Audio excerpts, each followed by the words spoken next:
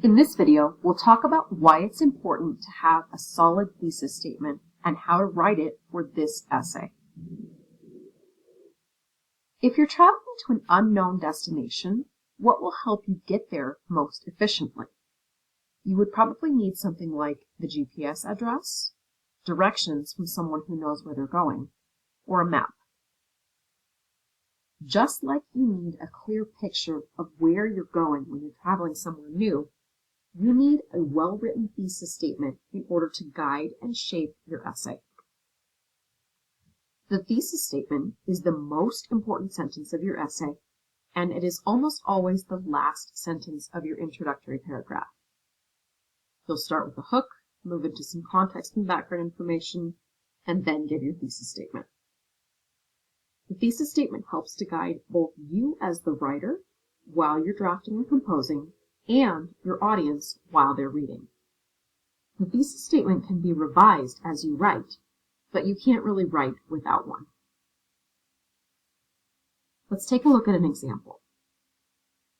This is the introductory paragraph that I wrote for my example essay. We'll read through it together, finishing up with the thesis statement highlighted in orange.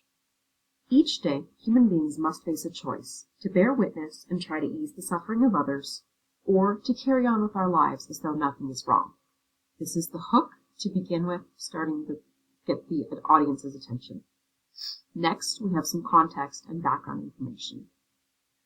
Holocaust survivor and esteemed author, speaker, and activist Elie Wiesel eloquently outlines this dilemma in his landmark 1999 speech, The Perils of Indifference, ultimately arguing that the choice of indifference is not only a sin, but a punishment. In her 1988 novel, Bean Trees, author Barbara Kingsolver crafts a character who must face this choice between passion and indifference. Taylor Greer, the main character of the novel, is a young woman on the run from what she initially sees as the stifling imprisonment of motherhood. However, as Taylor spends more time with an abandoned child named Turtle, she's able to open her heart to the love of a family, thereby escaping the perils of indifference.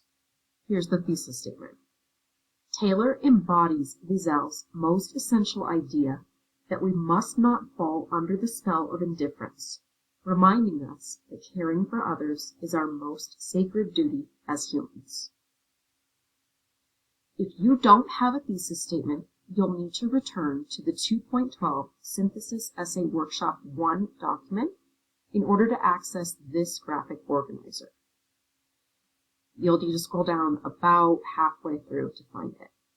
So the example thesis statement, Taylor embodies Wiesel's most essential idea that we must not fall under the spell of indifference, reminding us that caring for others is our most sacred duty as humans, has 3 pieces that help map out where the essay is going. First, we talk about who specifically. We continue with a debatable phrase, choosing from this list or coming up with our own verb, and finally end by explaining the further significance for readers. So it starts with Taylor. You'll probably start yours with Meursault.